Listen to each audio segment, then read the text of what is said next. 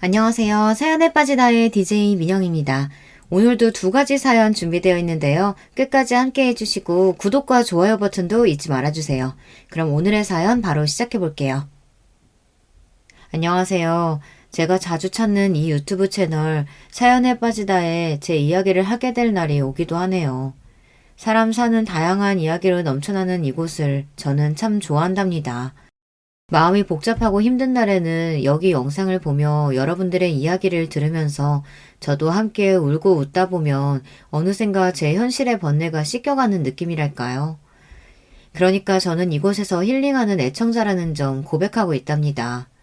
처음에는 사연 보내시는 분들이 참 용감하다고 생각했는데 막상 저도 마치 제 언니, 이모들과 제 사연을 함께하고 싶은 마음에 이렇게 용기를 내서 제 이야기를 써보려고 합니다. 혹시 제 글이 부족하더라도 이해해 주시면 감사하겠습니다. 저는 병원장의 두 딸 중 막내딸로 태어났어요. 우리 아버지가 경기도에 있는 한 병원의 대표이시죠. 하지만 여러분이 드라마에서 보시는 종합병원처럼 큰 규모의 엄청 많은 의료진들이 있는 그 정도는 아니고요. 의사가 전공 과목별로 10분도 안 되게 있는 규모의 병원입니다. 이 지역에서 20년 가까이 운영하셨기에 단골 환자분도 많으시고 아버지가 평생을 바쳐서 일하신 곳이라 이 지역에서는 좀 유명하다고 할 수 있겠네요. 무엇보다 우리 병원은 불우한 환경의 학생들을 지원해주고 병원비를 내기 힘든 환자들에게 병원비를 감면해주거나 천천히 나눠서 갚을 수 있도록 배려해주는 그런 좋은 일도 많이 하는 병원이랍니다. 그래서 저는 우리 아버지가 돈 많은 병원장이라서가 아니라 정말 존경받는 의사로 보여주신 선행들이 많으셨기에 마음속 깊이 존경하고 있어요. 그런 아버지와 어머니는 그 시절 많이 그렇듯이 중매로 만나 결혼하셨어요. 그러고 저보다 3살 위에 언니와 저를 낳으셨죠. 지금은 돌아가신 친할머니가 딸 둘뿐이라며 우리 엄마 시집살이를 몹시 시키셨다고 합니다. 니네 집안이 그냥 뼈대 있는 집안 큐스라는 것일 뿐 돈이 많기라냐. 네가 애들 아범처럼 명망이 있는 의사기라냐. 집에서 할 수 있는 것이 고작 딸 둘 낳은 거냐? 그래서 할머니께서 우리 자매가 명절 때 찾아뵙고 인사를 드리면 엄마한테 가서 남동생 보고 싶다고 해라. 알겠지? 그래야 너네 가시나들도 친정 덕을 보는 게야. 저 좋은 병원을 우리 아범 없으면 어쩌누? 아들이 물려받아야 할 거 아니냐? 이렇게 우리보다는 늘 없는 남동생, 손자 타령을 하셨어요. 그래서 전 할머니에 대한 좋은 기억이나 돌아가시고 난 지금에도 크게 그리움이 없네요. 이렇게 시어머니의 구박에도 우리 엄마는 우리를 정말 사랑해 주셨어요. 앞으로의 시대는 딸이 최고라며 우리를 지켜세워 주셨어요. 우리 집 거실 한켠에는 늘 검은색 피아노가 있었습니다. 아기 때부터 엄마가 그 피아노로 동요도 연주해 주시고 엄마가 좋아하시는 차이콥스키 연주곡도 쳐주시고 우리 자매는 엄마의 피아노 선율에 맞춰서 춤도 추고 노래도 부르며 정말 행복한 어린 시절을 보냈어요. 그런 엄마의 영향이었을까요? 언니와 저는 피아노를 가까이 하게 되었고 피아노를 좋아하며 또 잘 치기까지 했답니다. 언니는 초등학교 2학년 때부터 동네 피아노 학원을 다녔는데요. 등원한 지 한 달도 채 되지 않아서 학원 원장님이 우리 엄마한테 그러셨대요. 어머니, 지은이는요, 천재예요, 천재. 이미 바이엘은 물론이고 체르니 30까지 그냥 주어지는 곡은 몇 번만 연습하면 아주 능숙하게 치는걸요? 제 평생 이런 아이는 처음 봐요. 우리 같은 동네 학원에서는 지은이를 감당할 수가 없어요. 제가 아는 친구 중에 대학교 강사로 나가는 피아노 전공 선생님이 있어요. 그 친구 소개해 드릴 테니까 우리 지은이 잘 한번 키워보세요. 우리 언니는 정말 피아노에 재능이 넘쳤습니다. 과외 선생님도 언니의 연주를 들으면 감탄할 정도니까요. 그렇게 작은 콩쿨에서 시작해서 나중에는 시도 대회까지 언니는 정말 피아니스트로 탄탄대로를 걷고 있었어요. 한편 저도 피아노를 좋아했죠. 저도 피아노를 사랑하고 잘 쳤지만 저렇게 남다르게 뛰어난 언니에는 못 미쳤어요. 그래서 주변 친구들처럼 학원을 다니며 즐겁게 피아노를 치고 자연스럽게 피아니스트의 꿈을 꾸었습니다. 가끔 주변 분들이 언니와 저를 비교하거나 또 저 자신조차 언니의 피아노 연주를 듣고 나서 피아노 앞에 앉으면 정말 제 자신이 초라하게만 느껴졌죠. 그렇다고 해서 제가 언니를 질투한 나머지 우리 자매 사이가 나빴던 것은 아니었어요. 우리는 피아노를 사랑한 같은 공통점으로 할 얘기가 많았고 서로를 아껴주었거든요. 하지만 탄탄대로를 달릴 줄만 알았던 언니의 피아노 인생이 끝나게 된 슬픈 사건이 벌어지고 말았어요. 그것은 언니에게 찾아온 첫사랑 때문이었습니다. 언니에게는 고등학교 때부터 사귀어온 어떤 오빠가 있었나 봐요. 그런데 연애를 하던 언니는 차츰 피아노 연습을 게을리해서 선생님과 엄마에게 꾸중을 듣기 시작한 거예요. 늘 엄마가 그만 피아노 연습 좀 해라, 제발 쉬어라 했던 그 언니가요.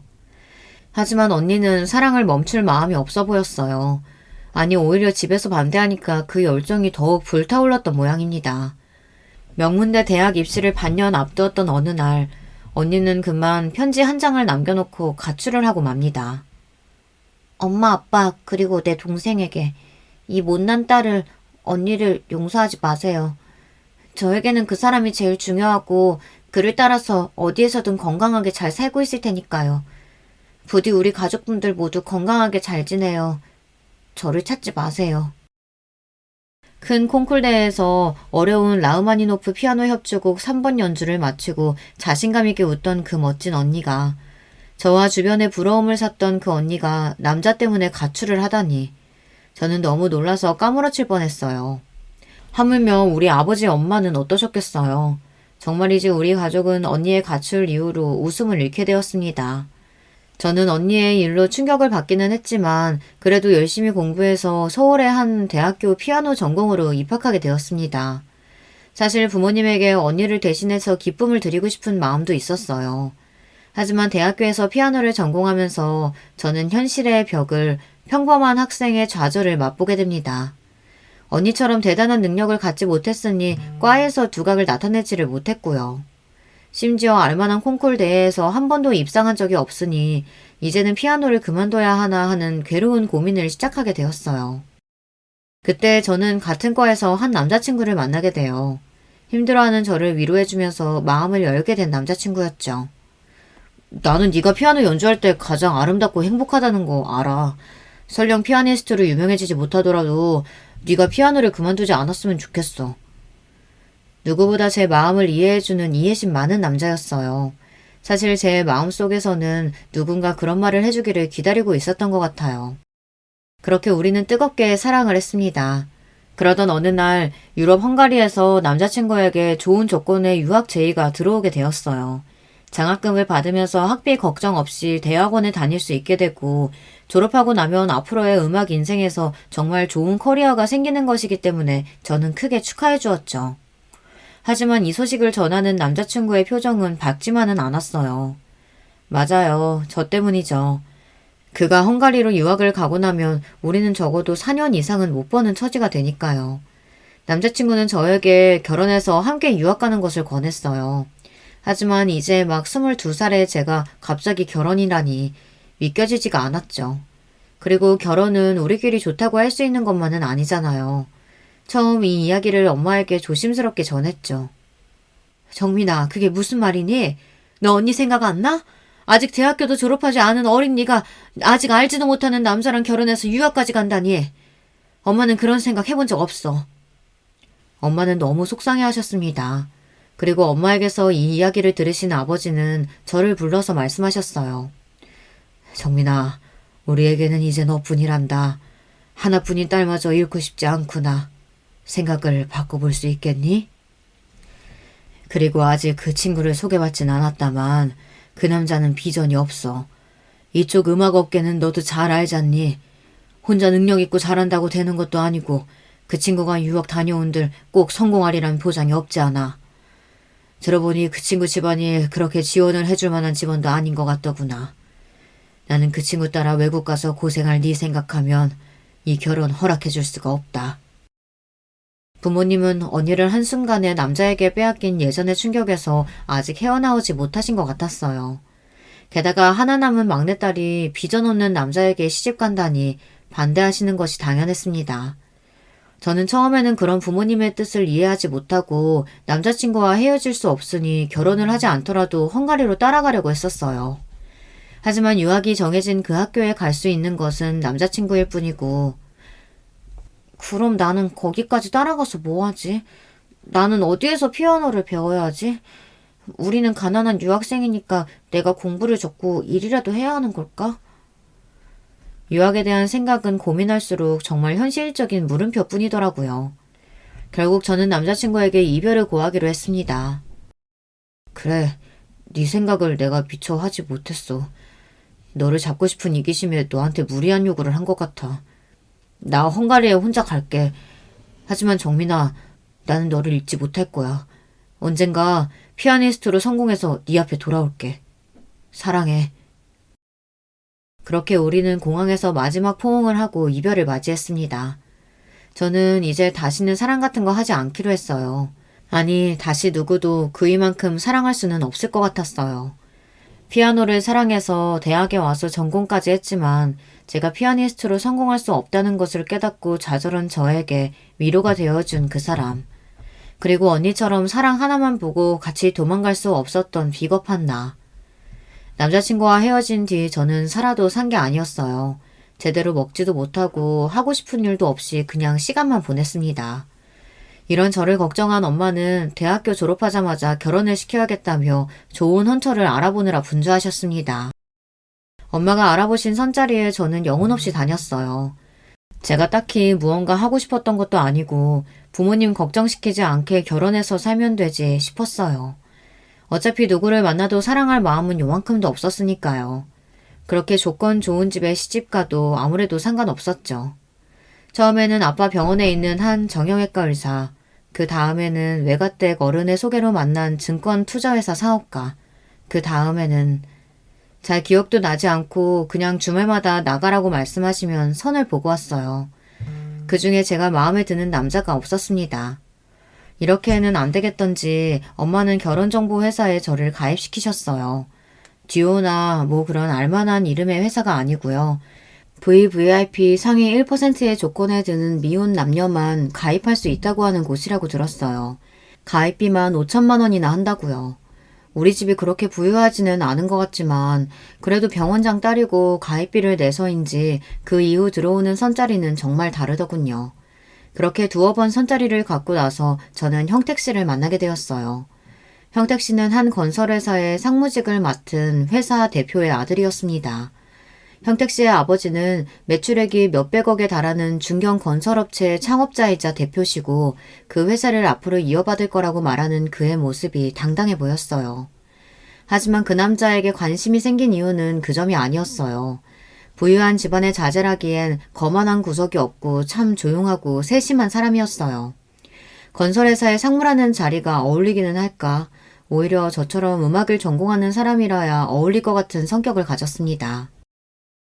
정민 씨, 우리가 집안끼리 어울려서 만나면서 사랑을 이야기하는 건 아이러니하지 않아요? 그래도 저는 정민 씨가 처음 본 것 같지 않고 친근하고 편하네요. 정민 씨는 어때요? 제가 편한가요?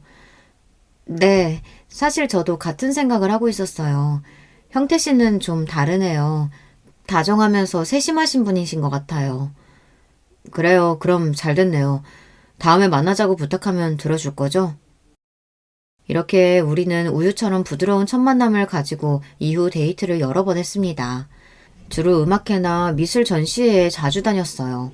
형택 씨도 예술에 관심이 많아서인지 음악 전공자인 저를 배려하는 마음 때문인지 왜인지는 잘 모르겠지만 서로의 관심사가 비슷하다는 것은 참 좋은 일이었어요. 우리는 그렇게 호감을 갖고 4개월간 만났고 자연스럽게 결혼 이야기가 나왔습니다. 먼저 형택 씨가 우리 부모님에게 인사를 드리러 왔고 형택 씨의 조건도 성격도 마음에 들어 하신 부모님은 제가 서둘러 결혼했으면 하는 눈치셨어요. 예상치 못하게 일찍 결혼하게 된 저는 어리둥절했지만 형택 씨의 집안에서 저를 어떻게 생각하실지 궁금했죠. 형택 씨는 이상하게도 자기 집에 대해서는 말을 아꼈거든요. 형택 씨의 집은 용산구에 있는 한 커다란 단독주택, 아니 호화주택이었습니다. 역시 모 기업의 회장님 댁다운 집이었어요. 정원에 있는 조각품의 아름다움을 넋을 잃고 보고 있는데 한 40대쯤 되시는 아주머니가 와서 집안 응접실로 저와 형택 씨를 인도했습니다. 형택 씨가 어렸을 때부터 이 집에 계셨던 분인지 형택 씨가 편하게 청주 이모라고 불렀습니다. 청주 이모는 형택씨만 부르는 애칭이고 이 집에서는 청주댁이라고 불렸습니다. 형택씨 이야기로는 이 집에서 10년 넘게 계셨고 어머니 다음으로 집안일을 잘 알고 계신 분이며 좀 엄격하고 무서워 보이지만 좋은 분이라고 칭찬했습니다. 저는 무의식적으로 느꼈습니다. 아, 청주댁과 잘 지내야 이 집에서 잘 지낼 수 있겠구나. 맞아요. 청주댁은 이런 대저택에서 보이지 않는 실세와 같은 분이었어요. 청주댁은 예의 있게 저를 대하면서도 새로 집안에 들어올 여자를 경계하는 눈빛을 감추지 못하는 느낌이었습니다. 청주댁이 저녁 식사를 살피러 가고 나서야 예비 시부모님께서 응접실로 오셨습니다. 아가씨가 우리 형택씨의 배필이로군. 반가워요. 나 건설회사 대표이자 형택이의 아비 되는 사람이요. 악수 한번 합시다. 예비 시부께서는 170cm가 될까 말까 하는 다소 작은 키에 풍채가 크신 분이셨습니다. 목소리가 호탕하고 자신감이 넘치셨으며 단정하게 포마드한 머리 스타일이 한 회사 대표다운 모습이었습니다. 옆에 서 계신 예비 시모는 한복을 위아래로 곱게 차려입으신 가녀린 몸을 갖고 계셨습니다. 여성스러우면서도 고풍스러운 이미지를 가지셨고 시부와는 대조되는 조용조용한 말씨를 쓰셨어요. 형택이가 마음에 드는 처자를 만났다고 해서 내가 꼭 데려와서 밥 한 끼 먹이고 싶다고 떼를 썼지 뭐예요. 정민 씨를 불편하게 한 건 아니죠? 전혀요, 어머님. 말씀 편하게 낮춰주시면 제가 더 편할 것 같아요. 아무리 아랫사람이라도 초면에 그럴 수야. 그래도 우리 집 사람 될 테니 천천히 그래 볼까요? 그렇게 걱정과 달리 예비 시부모님은 좋은 분들 같아 보였고 함께 식사를 하며 많은 이야기를 나누게 되었습니다. 나는 말이지 젊어서부터 사업에 올인한 남자라 늘 우리 사돈집은 판검사나 의사 같은 지식인 집안이었으면 했단 말이지. 그대가 아버님께서 아주 명망 있는 의사 선생님이라고 들었는데 네, 아버지. 제가 인사드리러 배웠을 때 그 지역분들이 존경에 맞지 않는 인품이 뛰어나신 분이셨습니다. 돈만 밝히지 않고 병원에서 좋은 일도 많이 한다면서요, 정민 씨. 네, 아버지께서는 옛날부터 불우한 환경의 학생들을 위한 장학제도나 병원비가 없어서 치료받지 못하는 분들에게 무료로 치료도 많이 해주셨어요. 우리 집하고 딱 걸맞는 집안이네. 이제 좋은 아가씨 만났으니 형택이 네 나이도 30대 중반이고 어서 결혼 서두르는 게 좋겠구나. 그렇게 우리는 순조롭게 결혼식을 올리고 그 저택 2층에서 신접살림을 차리게 되었습니다. 사랑해서 하게 된 결혼은 아니었지만 만사가 편하고 잘 진행되니 그저 다른 사람들처럼 행복한 가정을 이루자 하고 소박한 꿈을 꾸었던 저는 그만 결혼하고 얼마 안 돼서 놀라운 사건을 목격하게 됩니다. 어느 날 밤 1층에서 물건이 깨지는 소리, 다투는 소리로 시끄러워 내려가 보니 시부모님께서 싸우시는 게 아니겠어요. 저는 계단 난간 뒤에서 몰래 서서 대화를 듣게 되었죠. 이제 당신 나이도 환갑이 훌쩍 넘었어요. 언제까지 그렇게 더럽게 살 겁니까? 뭐? 더러워? 이 할망구가 말이면 다한 줄 아나? 회장님한테 말하는 꼬락서니가? 도대체 이번에는 몇 살짜린 줄 알아요? 제발 채통 좀 지켜요. 아무리 여자가 좋아도 상황을 봐가면서 해야지. 모임에 나만 두고 혼자 나가서 식당 여직원과 그 짓을 해요? 어허! 이 사람이 무슨 오해를? 집안에서 누가 듣겠네. 도대체 무슨 말도 안 되는 상상을 하는 게요? 오해요? 내가 지금까지 당신하고 산 30년 세월 동안 몇 명의 여자를 참아왔는지 알기나 해요? 그 나이가 돼서도 그 욕정 참지 못하고 모임에서 뛰쳐나가서 그 짓을 하고 와? 내가 당신 때문에 수면제에 우울증 약에 왜 이렇게 살아야 하는지. 급기야 시모는 대성통곡을 하셨고 시부는 그대로 집을 나갔습니다. 언제부터 내 뒤에 계셨던 건지 청주 이모는 쓱 나와서 시모를 모시고 안방으로 들어갔습니다. 내가 목격한 게 사실인지 저는 분간이 안 돼서 눈을 한참 비비고 있었습니다. 아, 시부는 평생 바람을 피고 살았던 사람이고 시모는 그 가녀리고 우아한 입에서 거친 말과 통곡을 할 수밖에 없게 만드는 그런 남편을 참고 살았던 거였죠. 얼마나 고통이 심하면 정신과 약을 드시고 계실 정도일까요? 능력 있고 남자답다고 생각했던 시부의 진면목을 보고 나니 저는 적잖이 충격을 받고 남편에게 전화를 걸었습니다. 여보, 밤 12시가 넘었는데 어디 있길래 아직 집에 안 들어온 거예요? 그때 남편의 수화기 너머로 왁자지껄한 사람들 소리, 큰 음악 소리, 도대체 남편은 지금 어디에서 뭐하고 있는 걸까? 아, 거래소 사람들과 회식이 길어졌는데 먼저 자요. 나 늦게 들어갈 것 같군요. 여보, 방금 아버님 어머님이 크게 싸우셨어요. 아버님이 여자 문제로 사고 치신 것 같고 어머님은 대성통곡 하시고 어서 들어와서 여기 정리해야 되지 않겠어요? 내가 나서기 좀 민감한 문제 같아서 그래요. 아, 여보, 그런 일 비일비재해요. 우리 부모님 평생 그렇게 사셨으니까 너무 걱정하지 말고 그냥 자요. 이렇게 대수롭지 않다는 듯이 남편은 전화를 끊었습니다. 여러분, 이게 무슨 말이겠어요. 늘상 이 집에서는 시부의 여자 문제로 다툼이 잦은 콩가루 집안이라니. 이게 익숙하다는 듯이 넘겨버리는 남편도 놀라웠어요. 아무리 부부 사이, 남녀 사이는 제3자가 모르는 거라지만 제가 커왔던 우리 집에서는 상상도 할 수 없는 문제였습니다. 그런데요, 저를 더 불안하게 만든 문제는 또 있었어요. 잦은 외박과 늦은 귀가를 하는 남편이요.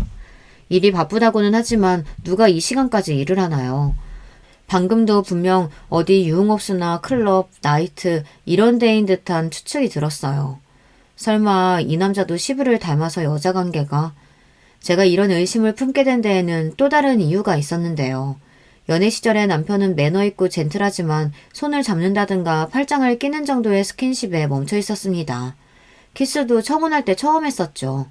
과거 남자친구와 열정적이었던 사람과는 사뭇 달랐어요. 그런데요, 결혼하고 떠난 신혼여행에서도 남편은 저와 하룻밤만 같이 보냈습니다. 이게 저는 이상하다고 생각한 겁니다. 그날 밤 저는 이런저런 걱정에 잠도 제대로 못 자고 1층으로 내려왔어요. 하지만 시부와 시모는 여느 아침과 다를 바 없다는 듯이 말끔하게 계셨고 평소와 다를 바 없이 식사를 하셨죠. 세아기 잘 잤냐? 아니 청주댁 오늘 국이 간이 안 맞지 않소? 요즘 청주댁답지 않게 왜 이렇게 실수가 많아? 청주댁이 그럴 만한 사정이 있어요. 청주댁 앞으로 김 실장 통해서 간 맞추고 이따 나 좀 봐요. 매사 완벽하고 꼿꼿하던 모습과 달리 요즘 청주 이모는 안절부절하고 전에 없던 실수를 자주 하셨어요. 식사 후 저는 정원을 산책하면서 어제 있었던 일을 곱씹어 보고 있었습니다. 남편은 결국 집으로 귀가하지 않고 회사로 바로 출근한 모양이었어요. 오늘 집에 오면 얘기 좀 나눠봐야 하나? 진짜 바람 피는 거면 어쩌지? 그때 저 멀리 청주 이모가 정원 한켠에 서서 한참 통화를 한 뒤 눈물을 짓고 있었습니다. 무슨 심상치 않은 일이 있다는 생각에 저는 청주댁에게 다가갔습니다. 아직 청주 이모와 저는 친한 사이도 아니고 늘 격식을 차리고 마음을 내주지 않는 분이었지만 저는 걱정이 돼서 견딜 수가 없었어요. 이모님, 요즘 무슨 걱정 있으세요? 저도 걱정거리 있는데 이 집에서 함께 대화 나눌 분이 이모님 말고 있어야 말이죠. 괜찮으시면 저에게 털어놔 보세요. 저 입 무겁답니다. 혹시 또 알아요? 제가 요만큼이라도 도움이 될지? 잠시 머뭇하던 청주 이모는 한숨을 쉬며 저에게 말씀하기 시작했어요. 제가 딸아이가 하나 있어요. 저와는 달리 똑똑하고 능력 있는 아이예요. 부족한 엄마의 뒷바라지에도 늘 공부도 잘하는. 이번에 대학 입학시험도 잘 치렀는데 얘가 의대를 마다하고 국립대학교에 전액 장학금으로 가겠다는 겁니다. 분명 엄마가 의대 학비 마련 못할 거라고 집단에 생각하고 결정한 모양인데 정말 똑똑한 아이예요. 의사를 하고 싶어 하던 아이. 그런 아이의 앞길을 엄히 내가 막고 있는 거예요. 도움도 못 대주고. 급기야 청주 이모는 제 앞에서 눈물을 멈추지 못하셨습니다. 이 딱한 사정을 듣고 저는 청주 이모를 돕기로 했습니다. 이모님, 우리 친정아버지 통해서 도움을 드릴 수 있을 거예요. 이모님 딸처럼 똑똑한 학생들 돕는 장학제도가 있거든요. 제가 알아봐 드릴 테니 며칠만 기다려주세요. 저는 아버지에게 이와 같은 사정을 이야기 드렸고 아버지는 그 학생을 도울 수 있다고 약속하셨습니다. 그리고 이 기쁜 소식을 청주 이모에게 전해드렸죠. 우리 병원 장학생으로 청주 이모의 딸이 의대에 진학하는데 도움을 주기로요. 청주 이모는 저에게 너무나 고마워하셨어요. 그런데 작은 사모님, 그때 저한테 걱정거리 있다고 하셨죠? 혹시 이 집안에 관련된 일인가요? 네, 그 전날 시부모님이 싸우는 걸 목격했거든요. 원래 그러신가 봐요. 네, 직접 보셨다니까 솔직히 말씀드리면요. 옛날부터 회장님이 여자 문제가 많으셨어요. 하룻밤 보낸 여자로 모자라서 아예 살림 차려주고 드나들었던 세컨드도 여러 명 있었죠. 그 여자들 정리하느라 사모님 저도 같이 고생했었죠. 그런데 사모님이 더 미치겠는 건 지나가는 여자애들 식당 여종업원이건 집안에서 일하는 애들이건 가리지 않고 거느려고 하시는 거죠. 사모님이 그래서 몸도 많이 상하시고 정신과 약 드시면서 정말 안 된 분이세요. 그때가 돼서야 저는 문제 많은 집에 시집왔다는 것을 깨닫게 되었어요. 근데 사모님, 제가 이런 거 궁금해한다고 기분 나빠하지 않아주시면 뭐 하나 물어봐도 될까요?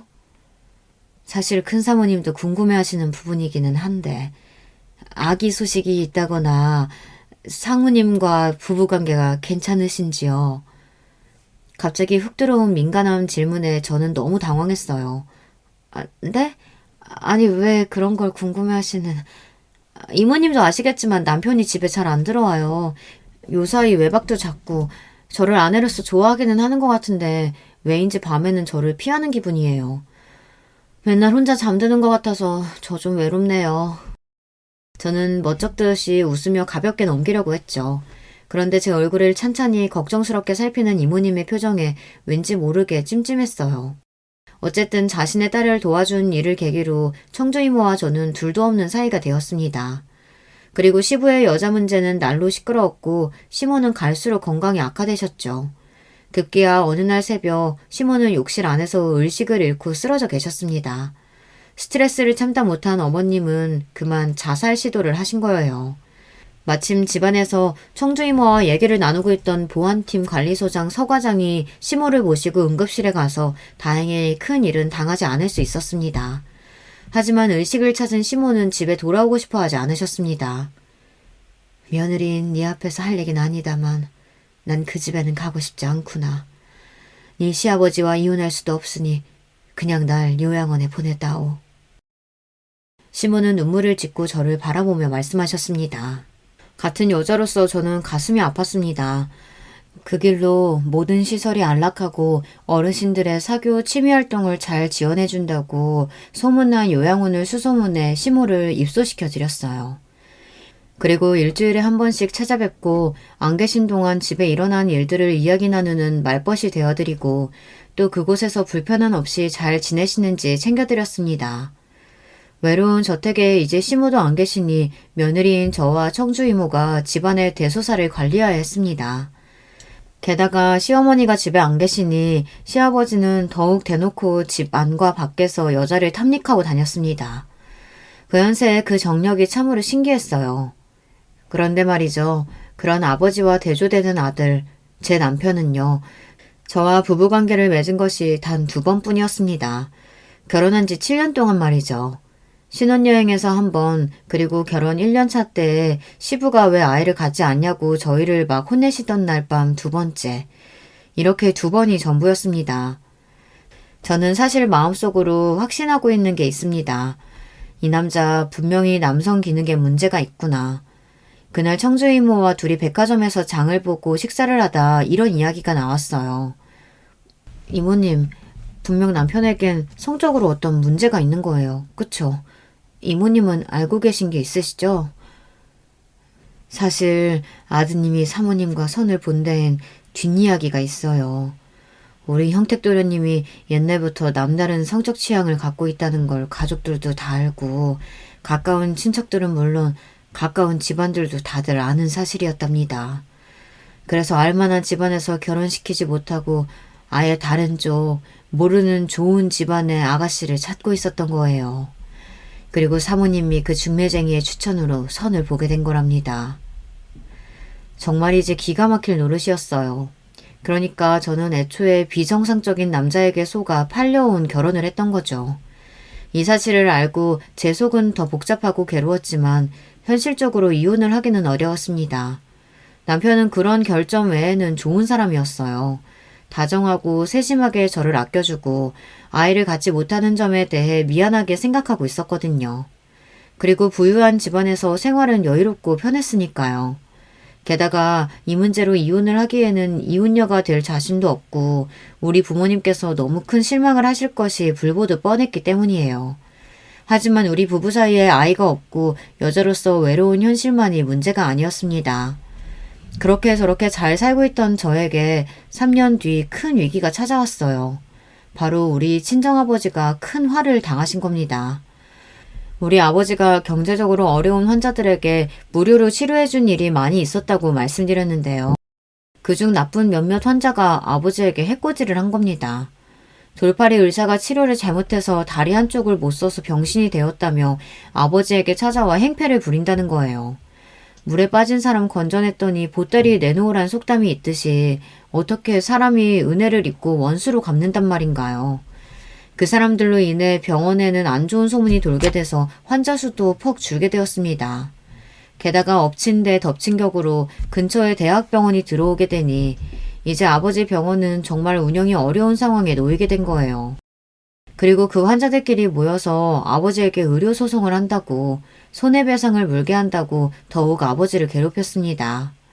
다른 의사는 몰라도 우리 아버지는요. 병원비도 양심적으로 받고 기부나 봉사도 많이 하셔서 여느 병원장만큼 재산도 많지 않았어요. 그저 평범한 집이었을 뿐인데 협박하는 환자들에게 합의금을 물어주고 또 병원의 상황은 악화되니 결국 폐업의 위기에 들어선 거예요. 그 병원은 우리 아버지의 의사생활 전부를 바친 곳인데 결국 그렇게 허망하게 병원 문을 닫아야 했습니다. 이미 나이가 65이 넘으신 아버지는 이 충격에 건강마저 안 좋아지시고 집에 몸져 누워 계셨어요. 친정일로 슬픔에 젖어있던 어느 날 식사 자리에서 시부가 저에게 말씀하셨어요. 비서통에서 사돈댁 얘기 들었다. 아니 이게 대체 어찌 된 일이란 말이냐? 에이 거참 겨우 병원 하나 있는 집인데 그마저도 문을 닫다니. 재산도 거의 없다고 들었는데 사실이냐? 친정집 일로 저를 위로해 줄 줄 알았던 시부는 뜻밖에도 우리 집과 저를 비난하는 것이 아니겠어요. 며느리라고 들어와서 7년 동안 애 하나 갖지도 못하고 집에 재산만 축내고 있으니 내가 널 이 집에 계속 둘 이유가 있겠어. 난 뼛속까지 사업가야. 이제 형택이 아니 결혼이 별 이득 없단 말이다. 어차피 애도 없는 마당에 이제 이혼하고 각자 사는 거 어떻겠냐. 이게 무슨 귀신 신하라 까먹는 소린가 말인가요. 친정집이 망했으니 저보고 나가란 말을 지금 시부가 눈 하나 깜빡하지 않고 얘기하는 겁니다. 저는 너무 억울한 마음에 함께 있던 남편을 바라봤습니다. 남편도 시부 얘기에 당황했지만 입이 시부에게 얘기를 들은 터인지 저만큼 놀란 반응은 아니었어요. 아버지, 저번에도 말씀드렸듯이 저 이 사람 아내로서 좋아요. 계속 함께하고 싶습니다. 네가 지금 나한테 대들겠다는 거냐? 며느리는 네가 어떤 남자인지는 알고 있어? 이제 헤어지는 마당이니 내가 솔직하게 얘기하마. 형택이는, 아니 네 남편은 말이다. 여자를 품을 수 없는 남자다. 여자랑 밤일을 할 수가 없다고. 지금까지 살면서 너도 대충 눈치는 채지 않았냐? 이제 우리 회사와 거래할 만한 다른 집안에서 네 다음 부인 찾아볼 테니 어서 정리해라. 정신이 아득해지는 기분이었습니다. 7년간의 결혼 생활 동안 대충 눈치는 채고 있었지만 그렇다고 시부한테서 이렇게 직접적으로 남편의 이상한 성적 취향을 듣게 될 줄은 몰랐습니다. 그리고 이제 저하고 거래할 것은 없으니 나가라고 내쫓는 이 현실도 믿기지가 않았어요. 저런 남편과 살면서 집안 살림도 하고 요양원에 계신 시모도 모셔가며 정말 며느리로서 할 도리 잘하고 살았는데 말이에요. 남편은 강압적인 아버지 밑에서 자기는 지금까지 거역한 적이 없다며 너에게 해줄 수 있는 것이 없어서 미안하다고 그렇게 계속 저에게 미안해하기만 할 뿐이었습니다. 저는 이대로 이 집에서 내쫓기고 마는 걸까요? 방에서 울면서 이혼 준비를 알아보고 있을 때였어요. 청주 이모가 방에 들어오셔서는 저를 달래주었습니다. 저는 친정엄마인 양 이모님을 끌어안고 엉엉 울었습니다. 이모님 아시잖아요. 제가 7년 동안 어떻게 살았는지. 저 정말 열심히 잘해왔다고 생각했는데 이렇게 하루아침에 쫓겨날 수 있는 거예요? 바보 같은 남편도 해줄 수 있는 게 없대요. 알지. 내가 알지. 우리 작은 사모님 이 막대먹은 집안에서 유일하게 사랑굿이라는 사람이었는데 이런 보물을 몰라보는 김 회장 벌 받을 거예요. 암 벌 받고 말지. 자, 이제 그만 울고 정신 차려봐요. 멍충이처럼 한 푼도 없이 쫓겨날 거예요, 정말? 울음을 멈추고 고개를 든 저에게 이모는 USB 하나를 건네주는 것이었습니다. 곱게 자란 사모님에게 그간 내가 이 집안 비밀을 구구절절 말할 수는 없으니 여기에 담긴 영상을 한번 봐봐요. 그리고 이 비밀은 여기 김씨 남자들의 치부랍니다. 이혼하면서 빈손으로 할 순 없잖아. 사람에게 인색하기로 소문난 김 회장이 며느리한테 위자료 한 푼 주지 않을 거라는 건 내가 알아요. 변호사랑 이 영상 어떻게 써먹을지 잘 고민해보고 잘 사용해주면 좋겠어요. 그동안 이 집에서 날 사람답게 친이모처럼 대해주고 따라줘서 고마워요. 그런 이모가 주는 선물이라고 생각해요. 복받쳐 오르는 감정에 이모는 말을 다 끝마치기도 전에 눈물을 참지 못하고 밖으로 나가셨습니다. 이모의 선물, 나의 동아줄, 그 안에 담긴 영상은 무엇일지 여러분 감이 오시나요? 지금 이 사연을 듣고 계실 여러분들은 정상적이고 좋으신 분들이 많으실 텐데 제가 설명할 그 영상에 대한 이야기를 듣고 충격받지 않으시길 미리 당부드립니다. 우선 A 폴더에 들은 수십 개의 영상은 바로 시부가 찍힌 영상이었습니다. 그간 얘기로만 들었던 시부가 여자들을 성추행하고 심지어 강제로 관계를 가진 영상까지 있었습니다. 이 집안에서 일하는 여자분들 혹은 건설회사의 여직원들, 많게는 50대부터 어리게는 20살도 채 되지 않은 도우미 분의 딸까지 금수 같은 시부는 손으로 더듬고 추행했습니다. 여자들은 반항하고 싫어했지만 시부는 자신의 돈을 믿고 권력을 믿고 여자들을 갖고 논 것이었던 거예요. 단순히 여자들과 놀아난 문제 그 이상이었습니다. 강제 성추행, 성폭행이라는 범죄를 저질렀으니까요. 시부가 그동안 그분들에게 알량한 돈으로 입막음하면서 그 나이 처먹도록 그렇게 살았다는 사실에 저는 화가 났습니다. 더러운 포르노를 보며 저는 제 눈을 씻고 싶었습니다. 게다가 그런 악행을 저지른 자가 시부라니, 내 남편의 아버지라니, 정말 기가 찰 노릇 아니겠어요. 하지만 이게 끝이 아닙니다. 다음 B 폴더의 주인공은 다름 아닌 제 남편이었어요. 제 남편은 어떤 영상에서는 한 명의 남성과 또 어떤 영상에서는 여러 명의 남성과 옷을 거의 다 벗다시피 하고 정말 변태처럼 노는 거예요. 성적으로 말이에요. 어디서도 보도 듣도 못한 광경에 저는 입이 떡 벌어져서 영혼이 빠져나가는 기분을 느꼈습니다. 그러니까 저 변태처럼 놀고 있는 사람이 내 남편이고 여자가 아닌 남자들이랑 관계를. 지금 이 글을 쓰면서도 너무 치욕스럽고 더럽고 창피하네요. 이렇게 충격적인 시부와 남편의 비밀 영상을 보고 나니 시부가 요구하지 않아도 이 집에 있을 이유가 사라져버렸습니다. 그래도 행복하고 평범하게 열심히 살았다고 생각했는데 지난 7년간의 결혼 생활은 정말 물거품이고 허상이었다는 생각에 너무너무 힘들었습니다. 저는 이 영상들을 보고 난 뒤 청주 이모와 이야기를 했습니다. 작은 사모님, 많이 놀랐죠? 정말 미안해요. 이 집 남자들이 얼마나 형편없는 인간들인지 알면서도 미리 얘기하지 못했어요. 이모는 진심으로 저에게 미안해하셨어요. 이모, 저는 정말이지 좀 더 일찍 얘기해 주셨으면 이 집에서 살지 않았을 거예요. 진작에 이혼했겠죠. 그런데 왜 이제 와서 저한테 이 얘기를 해주시는 거예요? 저도 우리 작은 사모님이 너무 좋은 분인 걸 알기에 양심의 가책을 느껴가며 숨길 수밖에 없었던 이유는 회장님 때문이었어요. 지들이 숨기게 많다는 게 찔렸는지 이 집안 사람들 모두에게 철저히 비밀로 할 것을 강조하고 심지어 협박까지 했어요. 그리고 사모님이랑 상무님이 그래도 잘 살고 계신 것을 알기에 굳이 이 일을 얘기해서 결혼 생활을 끝낼 필요야 있겠나 했죠. 그런데 회장님이 말도 안 되는 이유로 사모님을 하루아침에 내쫓는 모습을 보니 이대로 있을 수는 없겠다고 용기를 낸 거예요. 그리고 이혼할 때 증거 필요하잖아요. 이 증거만 있으면 이혼할 때 많은 위자료 요구하실 수 있어요. 그런 사정이 있으셨군요. 지금이라도 저를 도와주셔서 고마워요, 이모. 그런데 그 영상은 어떻게 얻으신 거예요? 이 집 보안팀 관리소장, 서 과장이라고 아시죠? 사실 서 과장과 저는 언젠가부터 가까운 사이가 되었어요. 그리고 이 집에 감추고 있는 비밀에 대해 서 과장은 저보다 더 많은 것을 알고 있다는 것을 알게 된 건 그리 오래되지 않았답니다. 서 과장에게 얘기 들어보니 회장님과 상무님은 그동안 자신들의 더러운 행위를 이 집 뒤편에 창고로 쓰는 별채에서 은밀하게 하고 있었던 거예요. 온 집안의 CCTV를 관리하고 있는 서 과장은 그 은밀한 별채에도 CCTV가 있다는 사실을 알고 몰래 보관하고 있었고요. 아마 회장님과 상무님은 그 별채에 옛날부터 설치되어 있던 CCTV가 있다는 사실도 모르고 그 짓들을 한 걸 거예요. 그러니까 작은 사모님, 부디 그 두 나쁜 놈들한테 복수해 주세요. 우리 큰 사모님 못가지요. 저는 청주이 이모의 도움으로 큰 무기를 얻게 된 것입니다. 그리고 제 방으로 올라가서 제 모든 짐을 싸서 이 집에서 나올 준비를 다 해놓고 남편과 시부에게 저녁 때 집에서 보자고 연락을 남겼습니다.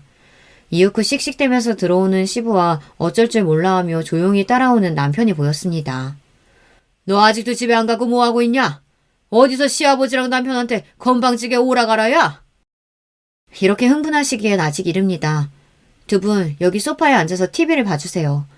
이제부터 아주 기가 막힌 영상이 나올 테니까요. 저는 긴장되고 두근거리는 마음을 감출 수가 없었습니다. 자신들이 나온 이 변태 영상을 보면 과연 어떻게 될까요? 제가 며칠 전 보았던 그 충격적인 별채에서의 더러운 짓들이 TV에 나오기 시작했습니다. 시부와 남편은 자신들이 보고 있는 영상 속 주인공이 바로 자신들이라는 것을 알아챈 것은 1분도 걸리지 않았어요. 시부가 드러나자 놀라서 입을 떡 벌리고 아무 말도 하지 못하더군요. 두 분께서 그동안 아주 잘 속여오셨더군요. 아버님, 남편이 이런 사람이라는 거 이미 알고 계셨죠? 그래서 그런 소문으로 결혼 못하고 있으니 아무것도 모르는 우리 집안과 결혼하신 거잖아요. 이런 거 보고 사기 결혼이라고 해요. 그리고 아버님이 집이나 회사에서 일하는 직원들, 심지어 어린 친구까지 억지로 못할 짓 하셨더군요. 이거 성범죄인 거 아시죠? 아버님을 상대로 형사소송까지 할 수 있다고 변호사가 말하던데요.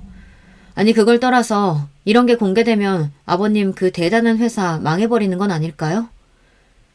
그제야 제 앞에서 뻣뻣이 고개를 들고 거만하게 화를 내던 시부는 태도를 바꿔 저를 달래주려고 애썼습니다. 얘야, 오해가 있는 모양인데 우리 가족이지 않니? 이런 일 덮어주는 게 또 가족이고 내가 그동안 서운하게 했다면 미안하다. 집에서 나가라고 한 것도 취소야. 응? 화 풀고 이 영상 내게 넘겨주겠니? 아버님 같으면 제 목숨을 쥐고 있는 이 영상을 넘겨주시겠어요? 저는 코웃음을 쳤습니다. 아버님, 저는 이 집안에 있을 마음도 이유도 하나 없습니다. 당신들이 이런 추잡한 인간들이라는 걸 알고 내가 어떻게 며느리이자 아내가 될 수 있겠어요? 내가 원하는 건 이혼, 그리고 위자료로 현금 10억과 평택의 회사 부지입니다. 시부 회사의 본사가 평택에 있다가 서울로 이전하면서 차후 공장 부지로 쓰려고 남겨놓은 무려 5만 평의 땅이 있었는데 저는 그것이 시부에게서 뺏을 수 있는 가장 값어치 있는 것이라고 생각했습니다. 아니 그 땅이 앞으로 얼마가 될 땅인데 그것을... 여보, 그동안 속여서 정말 미안해요. 나는 이미 어렸을 때부터 여자를 좋아할 수 없는 놈이라는 걸 알았어요. 정상적인 남자가 되고 싶어도 정말 노력해도 어쩔 도리가 없더군요. 그래서 결혼도 안 하고 그저 회사 일하고 살려고 내 비밀 지키려고 했는데 하지만 아버지의 강요로 당신과 결혼까지 했으니 당신한텐 뭐라고 할 말이 없어요. 아버지, 저는 이 사람이 원하는 건 다 해주고 싶어요. 달라는 대로 다 주세요. 남편은 충격과 부끄러움에 제 앞에서 얼굴도 제대로 들지 못하고 있었어요. 그리고 이 말을 마치고 그대로 집 밖으로 나가버렸습니다. 비밀이 드러나버린 충격과 제가 요구한 위자료를 걱정하며 서 있는 시부를 뒤로하고 저도 그 집에서 나왔습니다. 그리고 친정에 가서 이 모든 일을 솔직하게 털어놓았어요. 우리 엄마는 그런 결혼을 하게 만들어서 너무 미안하다며 저를 자꾸 흐느끼셨습니다. 아버지는 안쓰러운 마음으로 저를 가만히 보시더니 미안하다며 고개를 떨구셨습니다. 얼마 뒤 시부는 회사 직원을 시켜 제가 요구한 현금 10억과 제 명의로 이전 등기한 평택 공장 부지의 서류를 보내왔습니다. 그리고 그 서류들 앞에 메모지 한 장이 있었어요. 이거 먹고 떨어져라. 비밀이 새어나갔다가 무사하지 못할 거다. 저를 협박하는 내용이더군요. 끝까지 파렴치한 모습을 보여주는 시부였습니다. 저는 이혼녀였지만 아주 돈 많은 이혼녀가 되었으니 괜찮았습니다. 사실 돈을 못 받았더라도 이혼하고 싶었지만 이렇게 되었으니 우리 아버지를 도울 수 있게 되었습니다. 아버지, 이건 제가 그동안 그 집에서 7년 동안 참고 살아온 대가로 받은 돈하고 땅이에요. 그러니 이제 다시 아버지 병원 여세요. 앞으로 돈 걱정하지 마시고 아버지가 하고 싶은 대로 아픈 사람들 치료해 주세요. 아버지는 저에게 너무 고마워하셨습니다. 의사가 천직인 분이 아무 일도 못하고 집에 계셨는데 어려운 사람들을 도와가며 의사일을 할 수 있으니 이보다 더 좋을 수 없다고 하셨어요. 아버지는 새로운 병원을 세우시고 이전처럼 왕성하게 의료활동을 펼치셨습니다. 많은 분들이 아버지가 다시 병원을 개원하셨다는 소식에 멀리서도 찾아오시고 아버지의 힘이 되어주셨습니다. 그리고 다시는 아버지가 그런 협박이나 억울한 일을 당하지 않도록 무료 치료에 대한 각서도 작성해야 한다며 한 변호사분이 조언해 주시고 아버지를 지켜주시기로 하셨습니다. 저는 부모님과 친정에 살며 동네에 작은 피아노 학원을 열었습니다. 평생 피아노는 저에게 좋아하지만 가질 수 없는 그런 존재라고만 생각했는데 아이들에게 피아노를 가르치다 보니 이보다 행복할 수는 없겠더군요. 저는 천직을 찾은 것 같았어요. 그런데 좋은 일은 여기에서 멈추지 않았어요. 예전에 사귀었던 남자친구가 피아니스트가 되어 우리나라에 내한 공연을 왔다며 제게 찾아온 것이 아니겠어요.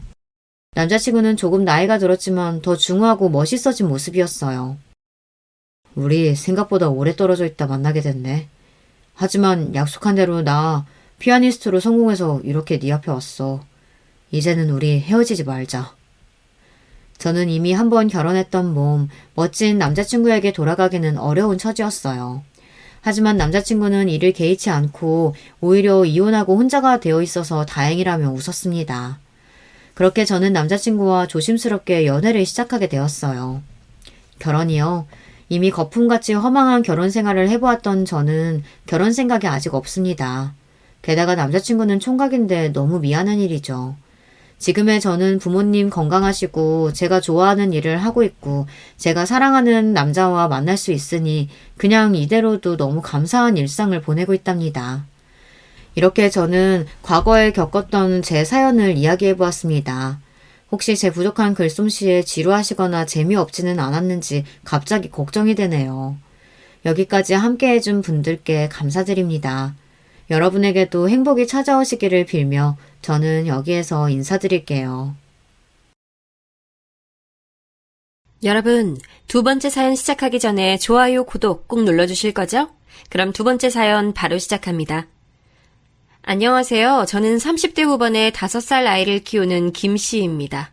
오늘 저는 제 경험을 바탕으로 결혼의 조건에 대해 말해드리고 싶어서 사연을 남깁니다. 저는 제가 열렬히 사랑한 남자를 3년이라는 긴 짝사랑 끝에 결혼에 성공했습니다. 정말 제가 눈에 콩깍지가 껴 눈에 보이는 것이 없는 상태였죠. 사람들이 모두 말리는 결혼이었는데 사랑에 빠지면 아무것도 눈에 안 보인다는 말은 드라마에나 나오는 줄 알았습니다. 저는 고등학생을 가르치는 영어학원 선생님입니다. 그래서 어느 정도 학벌도 괜찮은 편이고 외모도 호감형이고 다만 여중, 여고, 여대를 나와서인지 연애에 대한 자신감이 없었습니다. 누군가를 구속하는 것도 구속당하는 것도 제 스타일이 아니라서 연애의 젬병이었죠. 저희 부모님 또한 여자는 결혼해야 한다, 아이를 낳아야 한다는 주의도 아니셨어요. 부동산으로 돈을 모으신 부모님은 매번 결혼 기념일마다 유럽으로 여행을 다니실 만큼 금술이 좋은 부부셨습니다. 제 결혼을 준비하면서 부모님의 부부싸움을 처음으로 목격했으니 두 분이 얼마나 금술이 좋은지 아시겠죠? 두 분이 왜 싸우셨는지 이제 알려드릴게요. 제가 첫눈에 반한 이 남자는 제 PT 선생님이었습니다. 그는 학원 근처의 운동센터에서 만났어요. 점심시간이라 한가한 타임이라서 그런지 선생님이랑 친해질 수 있었고 결혼에 대한 마인드도 그리고 외모 또한 제가 꿈꾸던 이상형에 가까운 남자라 더 관심이 갔습니다. 가만히 있으면 차가워 보이지만 웃을 때 보조개가 들어가서 아이 같은 웃음을 짓는 스타일이 제 이상형이었거든요. 처음엔 회원과 선생의 관계라서 발전할 수 없었는데요. 제가 적극적으로 대시하고 3년이라는 시간을 매일 같은 시간 운동을 하면서 친해지다 보니 저희는 결혼 얘기가 나올 만큼 가까워져 있었습니다. 그런데 구속하는 걸 싫어하고 하지 않는다는 제 마인드가 가장 마음에 든다고 했던 이 남자는 알고 보니 심각한 효자였습니다. 하지만 아시잖아요. 눈에 콩깍지가 끼면 그런 모습도 가정에 잘한다, 부모님을 사랑하는 아들이라는 식으로 포장이 되더라고요. 이 남자는 자기는 홀어머니 밑에서 자라서 어머니가 유일한 가족이기 때문에 이전 여자친구들도 자신의 이런 점을 이해하지 못해서 헤어졌고, 처음에 저한테도 자기 삶에는 엄마가 1순위인 거를 이해할 수 있으면 교제를 시작하고, 아니면 애초에 시작도 하지 말자고 한 남자입니다. 그때 도망갔어야 했는데 모든 시련은 사랑으로 커버할 수 있다는 저의 판단 미스가 이 사단을 낳았네요. 남편이 이런 놈이다 보니 당연히 저희 친정에서는 반대했습니다. 직업도 저희 아버지가 생각하실 때는 가장의 직업으로 탐탁지 않다 생각하셨고, 연하인 점도 홀어머니 밑에서 자란 점도 마이너스였습니다. 아빠는 반듯한 가정에서 자라서 사랑받고 자란 구김없는 남자, 그리고 안정적인 수입이 있어서 딸 고생시키지 않을 남자에게 딸을 주고 싶었겠죠. 아가씨일 때는 그런 마음을 몰랐는데 저도 5살 된 딸아이의 엄마가 돼 보니 그 당시 아버지 마음이 이해가 갔습니다. 그래서 이렇게 사연을 보냈는지 몰라요. 누군가의 소중한 딸인 당신에게 결혼은 현실이란 거를 알려주고 싶어서요. 그리고 나처럼 피눈물 흘리면서 현실의 단면을 알아가는 것보단 나을 것 같아서요. 6년 전 시어머니를 처음 뵙는 날이었어요. 안녕하세요, 어머니. 김지연이라고 합니다. 만나 뵙고 싶었어요. 젊으시다곤 들었는데 정말 피부가 너무 좋으세요. 너무 고우세요. 그래, 나도 우리 아들한테 너에 대해서 많이 들었어. 여대 나왔다고? 공부는 잘했겠네? 우리 아들도 아빠가 살아있었다면 훨씬 더 좋은 대학 갔을 텐데. 우리 선우도 어릴 때부터 머리 하나는 정말 좋았는데 내가 먹고 살기 바빠서 서포트를 못 해줘서. 그래도 이렇게 번듯하게 잘 살고 있고 우리 아들 너무 대견하지 않니? 그럼요. 어머니, 선우 씨가 정말 착하고 효자한 거 잘 알아요. 어른 공경심도 높은 것도 알고요. 좋은 사람이라서 결혼하고 싶어서 찾아뵙길 바랬어요. 사실 연하의 남자친구는 결혼에 대한 갈망이 적었어요. 하지만 이 남자랑 연애를 시작하고 1살 더 나이를 먹으면서 이 사람을 닮은 딸 아들을 낳고 싶다는 생각이 강해졌어요. 제가 연봉도 높고 제가 지금 사는 자취방도 투룸이라 신혼집으로 나쁠 것 같진 않아서 결혼하자고 얘기를 꺼냈고, 남자친구는 마지못해 알겠다는 식으로 말했습니다. 그렇게 저희는 결혼을 하게 됐어요.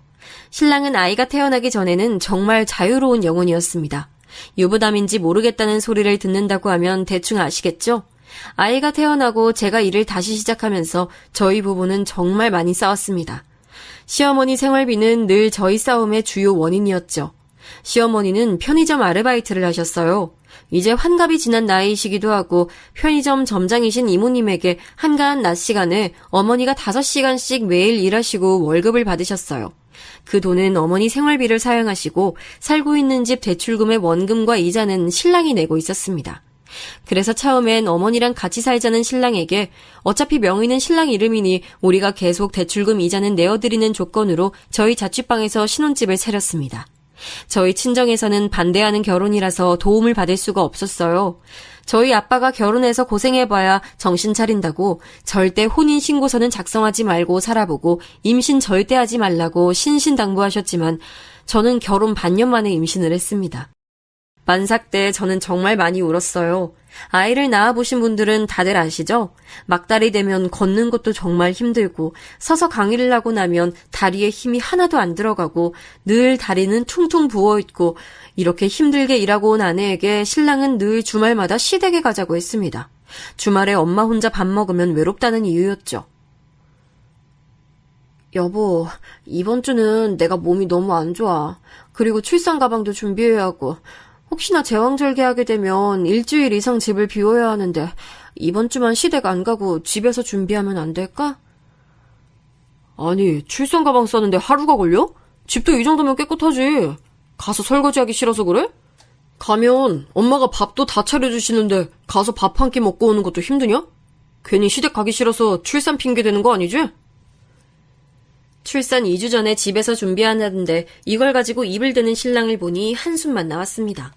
남자들은 모든 음식이 그냥 재료만 있으면 다 만들어지는 줄 아나 본데 어머니는 가면 정말 재료만 사놓으시고 저랑 같이 음식을 하십니다.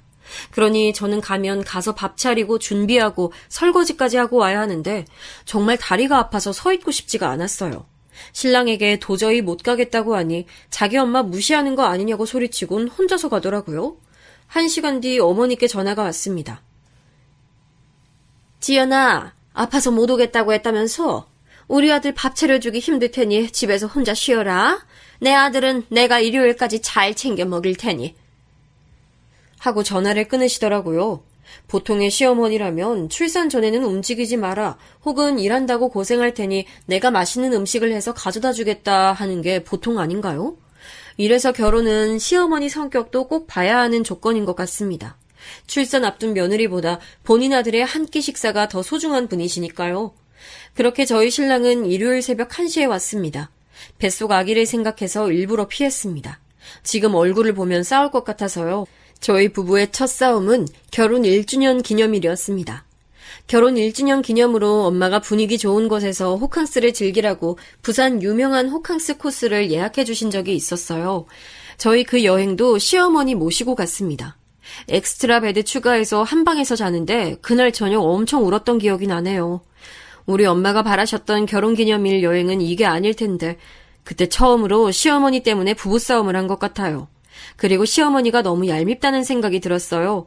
아들이 가자고 해도 본인이 안 간다 하시면 좋을 텐데 뻔히 저희 엄마가 예약해 주셨다고 말씀드리고 결혼기념일 여행이라고 말씀드렸는데 본인은 한 번도 가보지 않은 호텔이라서 가고 싶다 하시더라고요. 대책 없는 시어머니죠? 더 대박인 것은 제가 출산하면서 친정에서 받은 것들을 본인 집에 들고 가시면서입니다. 출산하면서 산 커피포트와 온수매트 그리고 가습기, 공기청정기 전부 다 친정엄마가 사주셨어요. 우리 집 정수기에 따뜻한 물이 안 나오네? 모유 수유한다며? 전기포트 집에 들고 갈게. 보일러비가 많이 들어서 온수매트는 내가 쓰마. 너는 보일러 돌려서 따뜻하게 있어야지. 나는 혼자 사는데 전기매트는 전기비 많이 나오는데 온수매트는 전기비도 적게 나온다더라. 정말 별 이유 같지 않은 이유로 새 상품들을 들고 가셨습니다. 거기에 신랑은 그걸 직접 옮겨드렸네요. 우리 엄마가 불쌍하잖아. 자기가 이해해. 우리 엄마 30대부터 나 하나만 보고 사셨고 적어도 나는 우리 엄마에게 잘해야지. 엄마가 날 어떻게 키웠는데. 하면서 자기 엄마만 가족인 것처럼 말하는 신랑에게 화가 났습니다. 대부분 남자들이 아이가 생기면 모든 것의 1순위가 아이가 되는데 왜 자기는 아직도 어머니가 세상의 전부인 것처럼 굴어? 우리 딸이랑 나는 당신한테 가족 아니야? 솔직히 어머니도 이해가 안 가. 나 애 낳고 나서 쓰라고 받은 건데 그걸 어떻게 가져갈 생각을 할 수 있는지. 내가 딸이었어도 이러실까? 저는 울면서 말했습니다. 우리 엄마가 나를 위해 준 것까지 가져다 주니 화가 나더라고요. 남편은 이런 제 행동을 산후 우울증의 일종으로 생각하면서 그저 엄마는 불쌍하니까 우리가 이해해야지. 당신은 아직 젊고 살 날도 많으니까 라는 이유로 모든 걸 이해시키려 했습니다. 남편은 이렇게 시댁과의 문제가 생기면 그저 넘어가기만 바랐습니다. 이야기 자체를 피하기도 했고요. 이런 문제는 계속 터졌습니다. 하루는 아이가 아파서 병원에 가려고 바쁘게 준비했습니다. 어머니께서 전화가 왔습니다. 엄마가 일하다가 넘어져서 손목을 삐끗한 것 같은데 병원 좀 같이 가자 하시더라고요. 어머니가 일하시는 편의점 바로 옆 건물이 정형외과가 있는데도 불구하고 같이 가자고 전화를 하신 겁니다. 하지만 저희 집 근처에는 소아과가 없어서 걸으면 15분 정도 차를 타면 5분이면 갈 수 있는 거리에 소아과가 있었어요. 전 당연히 남편이 저희랑 같이 갈 줄 알았습니다. 아이가 열이 나고 아이랑 한 번 나가려면 젖병에 기저귀, 물티슈 등 정말 짐이 많거든요. 신랑은 저랑 아이를 소아과 건물에 내려주고는 시어머니께 갔습니다. 서럽더라고요. 그날 저녁 늦게야 집에 와서는 너는 엄마가 병원에 갔는데 어떻게 됐는지 전화 한 통 안 하니? 라고 오히려 화를 내는 겁니다. 저는 어이가 없어서 내가 남의 자식 키워? 당신 딸이야. 애가 아프고 아이랑 병원 가려면 이 짐들을 내가 다 들고 가야 돼. 어머니가 거동이 불편하셔? 아님 뼈가 부서져서 손이 아예 안 움직여졌어? 그것도 아니면 어머니가 다 큰 성인인데 혼자 병원도 못 가? 아니 지금 누가 화를 내야 하는 상황인데 당신한테 우린 가족도 아니야? 제가 너무 서럽게 울자 신랑은 엄마가 혼자니까 더 마음이 간다며 이해해달라고 하더라고요. 그리고 우리 가족도 소중하다며 저를 달랬습니다. 어머니가 80이 넘은 노인이시면 이해가 갔을지도 몰라요. 하지만 아직 60대시면 노인이 아니잖아요. 모든 걸 아들이랑 공유하고 본인이 할 수 있는 일조차 아들을 시키는 게 도저히 이해가지 않았습니다. 하지만 저 또한 이 문제는 답이 없다는 걸 알고 있었습니다. 저희는 싸울 때마다 같은 문제로 싸우다 보니 저도 지쳤어요. 늘 신랑은 시어머니에 대해 무조건적인 이해를 바랐습니다. 맞벌이를 하다가 외벌이가 되자 생활비가 부족하더라고요.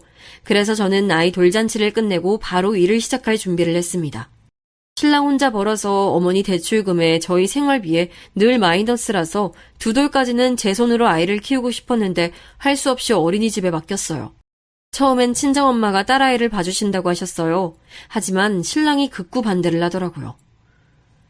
다른 집 아이들도 돌 지나면 요즘은 어린이집 보낸대. 그러니까 걱정하지 말고 보내자. 어머니 오셔서 주무시면 불편하실 거고 매일 1시간 거리를 친정에서 왔다 갔다 하는 것도 힘드실 거야. 그러니 어린이집 보내고 내가 저녁 타임은 책임지고 애 돌볼게. 오전에는 제가 아이를 보고 집안일을 한 후 학원으로 출근하고 오후 6시부터는 신랑이 아이를 전담으로 맡기로 했습니다. 학원 수업에 아이 케어까지 정말이지 몸이 2개라도 모자랄 것 같은 시간이었죠. 하루는 어머니가 전화를 하셨습니다. 내가 너무 힘들어서 전화했다. 너 학원 다른 곳으로 알아보면 안 되니? 고등학생이 아니라 초등학생 가르치면 6시면 마친다고 하던데 내가 매번 애 씻기고 밥 먹이고 힘들어 죽겠어. 알고 보니 신랑은 늘 어머니 집에 가서 저녁을 먹었고 애 씻기는 것 또한 어머니에게 부탁하고 본인은 친구들을 만나러 갔더라고요. 너무 화가 났습니다. 이제 돌 지나서 부모의 부재를 느끼고 아는 시기인데 일주일에 2번을 그렇게 나가서 놀았더라고요.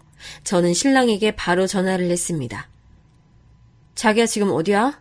지금 왜 시댁에서 어머니가 우리 소라를 보고 있으셔? 어머니가 힘들다고 애 데리고 가라 하시더라? 나보고 학원 옮기래. 당신 지금 뭐 하는 거야? 아, 오랜만에 친구 좀 만났다. 나 이제 30대 초반인데 친구랑 좀 놀 수도 있지. 애 태어나고 친구들 밤새 놀 때 난 한 번도 그렇게 논 적도 없고 아니 나도 숨 좀 쉬고 살자. 그리고 엄마가 나보다 소라 더 잘 봐. 우리 엄마한테 소라 맡기고 돈 드리면 안 돼?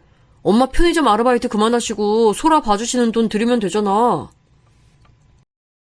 남편은 시어머니가 소라를 전담으로 맡길 바랐고 우리가 그 집으로 들어가길 바랐습니다. 하지만 전 시댁살이만큼은 정말 싫었습니다. 그리고 아이를 키우는 성향도 너무나 달랐습니다. 저는 TV를 보여주는 건 최대한 늦게 하고 싶었고 음식도 3살 전까지는 어른들 먹는 것처럼 간이 센 음식 대신에 아이를 위한 음식을 해주고 싶었죠. 늘 오전에 출근하기 전 아이를 위한 반찬, 국을 준비하고 가는데 어머니는 제가 한 음식이 맛이 없어서 애가 안 먹는 거라고 돌진한 아이에게 김치를 씻어서 주거나 드시던 숟가락으로 애한테 밥을 먹이시는데 정말 싫었어요. 요즘 젊은 시어머니들은 며느리 눈치를 본다고 하는데 저희 시어머니는 전혀 그런 거 없었습니다. 한 번은 제가 조심스럽게 말씀드렸어요. 어머니, 우리 소라가 들깨 알러지가 있어서 음식은 제가 만들어 놓은 걸로 먹여주시면 안 될까요? 그리고 벌써 어머니 드시는 사탕이나 초콜릿 주시면 안 돼요. 적어도 카페인이 든 초콜릿은 3살은 돼야 먹을 수 있는 음식이고 애가 자꾸 이런 음식만 먹으려고 하니까 밥을 안 먹네요. 나도 우리 선호 다 키워봤어. 아무거나 잘 먹여야 애가 잘 크는 거야. 선호 봐라. 키도 크고 잔병 치레 없이 얼마나 잘 컸는데 요즘 젊은 얼마들이 하도 유난을 떨어서 애들이 면역이 약한 거야. 아이 다 내가 알아서 먹일 테니 걱정하지 마. 네가 나보다 많이 배운 건 알지만 애는 내가 더 잘 키워. 그날 저녁 신랑이 한 소리 하더라고요. 엄마가 기분이 많이 상하셨는데 무조건 죄송하다고 빌어라 했습니다. 도대체 제가 뭘 잘못했나요? 전 제 의견을 얘기했을 뿐이고 요즘 아이 엄마들 그 정도는 다 말하고 오히려 요즘 젊은 시어머니들이 더 유기농 친환경 제품으로 먹이라고 하시는데 본인 침이 묻은 숟가락으로 먹이는 건 말도 꺼내지도 못했는데 말입니다. 그래도 남한테 맡기는 것보단 핏줄이라고 더 챙겨주시는 어머니라 더 말할 수도 없었습니다. 그리고 남편의 압박 아닌 압박이 시작됐습니다. 시어머니가 애를 전담으로 봐주시고 본인도 저녁 타임에 일을 하면 더 수익을 낼 수 있으니 걸어서 20분 거리 시댁에 같이 살자는 겁니다. 전 다른 건 몰라도 그 점은 정말 싫었거든요. 적어도 집은 딸아이와 남편 저의 가정으로 만들고 싶었습니다. 그리고 분명 같이 산다면 더 많이 싸울 게 눈에 보였습니다. 아들이 무조건 잘했다, 우리 아들 최고다 생각하시는 어머니시니 무슨 일이 생길 때마다 아들 편을 드실 거고 친정엄마께 속풀이는 하는 것도 한두 번이죠. 정말 부모님 가슴에 대못 박고 결혼해서 마음 놓고 친정도 못 가니 더 시어머니와의 합가가 내키지 않았습니다. 그러던 중 사건이 일어났습니다. 시모님이 귀향을 결정하셔서 더 이상 어머니가 편의점 아르바이트를 하실 수 없게 된 거예요. 지연아, 내가 이모가 하던 편의점 인수하고 싶은데 7천만 원만 대출해주면 안 될까? 너도 내가 일을 하는 게 더 좋잖아. 우리 아들한테 해달라고 하면 괜히 신경 쓰일 것 같고 사장님한테도 안 좋은 소리 해야 하는데 너는 그 학원에서 오래 일하기도 했고 4대 보험도 다 돼 있잖아. 어머니, 갑자기 7천만 원을 어디서 구하나요? 꼭 그 넓은 편의점 하셔야겠어요? 아르바이트 하는 거랑 점주가 돼서 하는 거랑은 차이가 많이 날 거예요. 애기 아빠랑 한번 얘기해 볼게요. 어머니는 제가 연봉이 더 많은 걸 아셨고 본인 아들에게 조금이라도 피해를 주기 싫어서 저한테 부탁 아닌 부탁을 하신 거겠죠. 신랑이랑 그날 밤 많은 얘기를 했습니다. 우리 이 집 빼서 엄마 집에 들어가서 살자. 소라도 왔다 갔다 안 해도 되고 우리 지금 대출금도 내기 힘들잖아. 당신 말대로 넓은 집에 이사 가려면 돈 모아야지. 엄마랑 같이 살면 돈 모으기 쉬울 거야. 당신한텐 엄마지만 나한텐 시엄마야. 절대 편해질 수가 없는 관계가 고부관계인데 지금 이렇게 살아도 나는 어머니한테 당신을 빌려오는 느낌인데 한 집에 살면 어머니 아들만 있고 내 남편은 사라질 것 같은데 난 정말 싫어. 지금처럼 자주 왕래하면서 사는 게 좋아. 그러면 돈은 어떡할 건데? 엄마 생활비까지 우리가 드려야 하는데 그럴 돈도 없잖아. 엄마가 이 나이에 어디서 다른 일을 배워서 할 건데 편의점 인수해서 하는 게 최선이야. 그렇게 우리 엄마한테 돈 빌려주는 게 싫어? 그럼 너 명의로 편의점 해줄게. 그럼 전세금 뺄래? 아니, 어머니가 다른 곳에서 왜 일을 못 하시는데 그저 어머니 익숙해진 일, 편한 일 찾으려고 이러는 거잖아. 내 이름으로 사업체 내는 거 난 싫어. 그리고 내 신용으로 7천만 원이나 대출이 안 된다는 거 알잖아. 그러니까 이 집 전세금 받으면 다 가능한 거잖아. 아니, 우린 가족인데 이 전세금 엄마 빌려주는 거 아까운 거 아니냐고. 저는 돈도 돈이었지만 정말이지 시댁에 합가하는 게 싫었습니다. 이 나이에 시집살이를 하는 걸 좋아하는 며느리가 세상에 있긴 할까요? 저희 부부는 일주일 동안 말 한마디 하지 않았습니다. 일주일 내내 냉전이었죠. 너무 속상해서 친정엄마에게 전화를 걸었습니다. 정말 이럴 때 가장 많이 생각나는 건 바로 엄마인 것 같아요. 엄마, 정말 힘들어. 효자 아들 다들 기피하는데 나는 왜 이런 선택을 했을까? 정말 시집살이는 하고 싶지 않은데 자꾸 내 전세금으로 지금 편의점 점주하시고 싶다고 자꾸 말씀하시는데 정말 어떻게 해야 할지 모르겠어. 엄마, 맨날 이런 말해서 미안해. 나중에 내 딸이 이러면 정말 속상할 것 같아.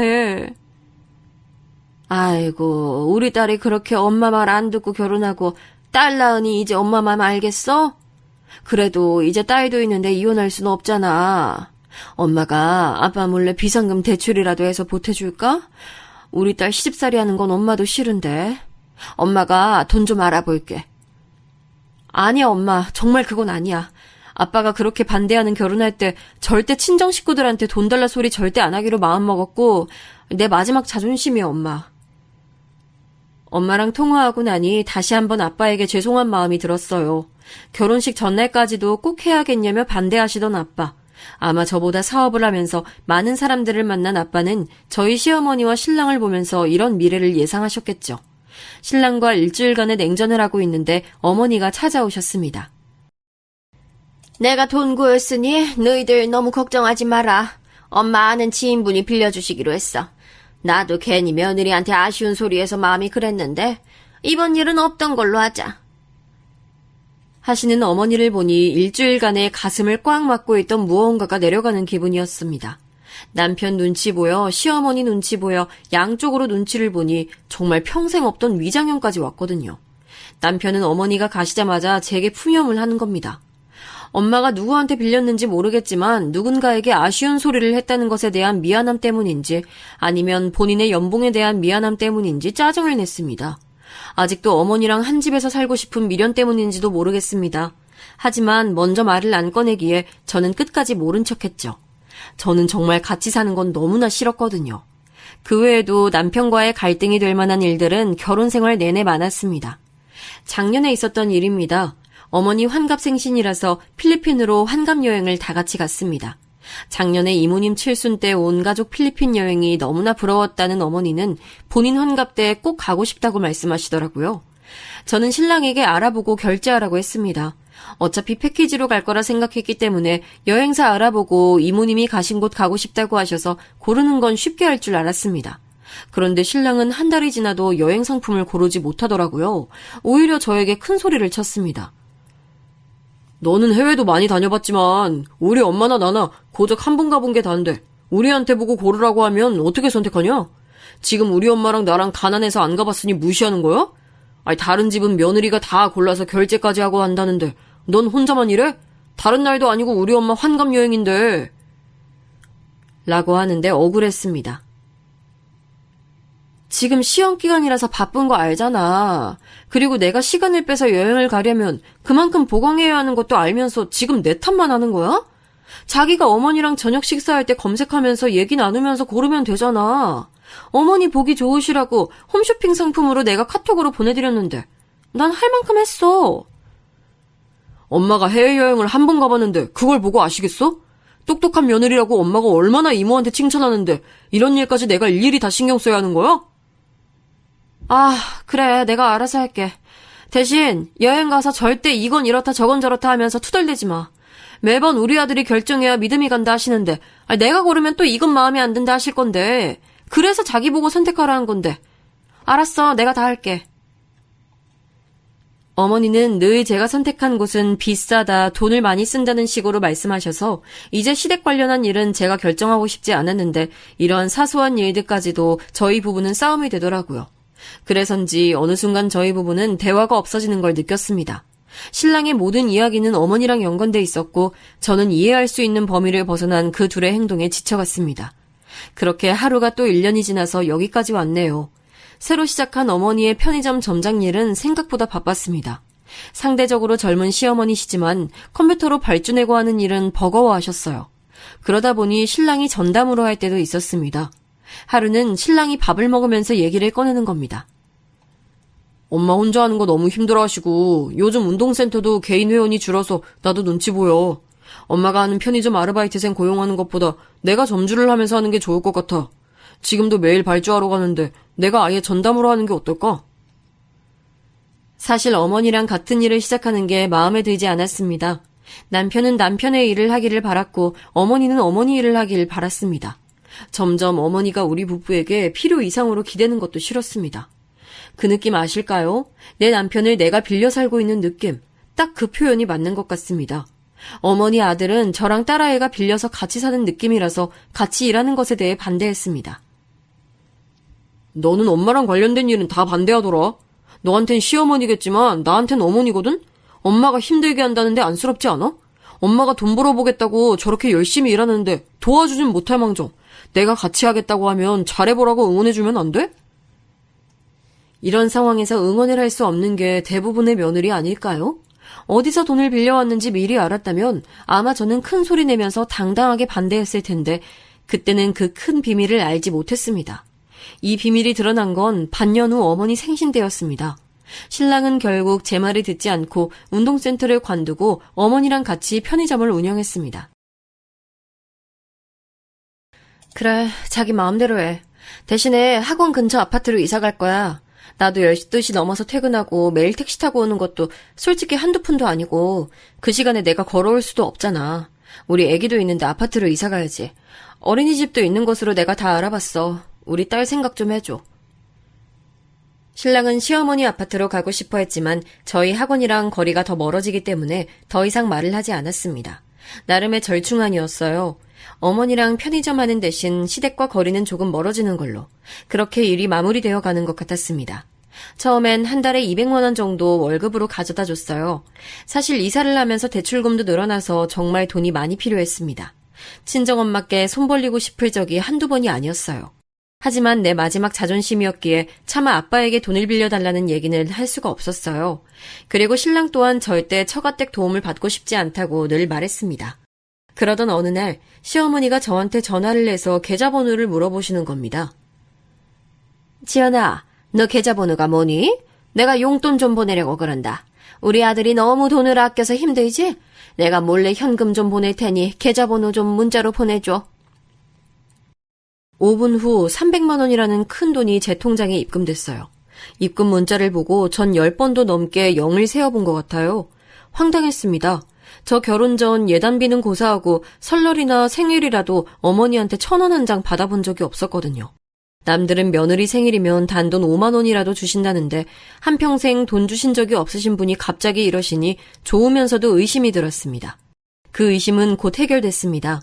어머니 생신이라 집에서 한 끼 간단하게 먹자고 하셨어요.